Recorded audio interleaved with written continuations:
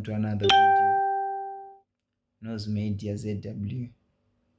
So today I bring you another update from my Madam Boss. Vazvita zvakare guys. So we see kuti Madam Boss she contribute ma-pledgings kana kuti ma-presents kana ma-gift kuna Tobias wekwagutu.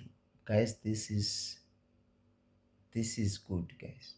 Ndo vanhu vatiri kuda muZimbabwe vanorangarira vamwe vanhu. So I'm so touched nezvaitwa naMadam Boss. Kwete Madam Boss vega, we see kuti kune vamwe futi vabetsera pana Tobias vachimupa zvikwanisiro, and we see kuti aimbova manager waNyati Dr. ivavo vazviita zvakare vamuvakira imba, vari kumuplanira kumuvakira imba. So we see kuti this is great. So tongoti makorokoto kuna Tobias wekwagutu.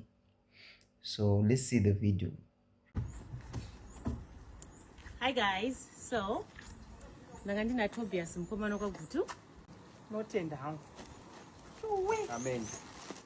So,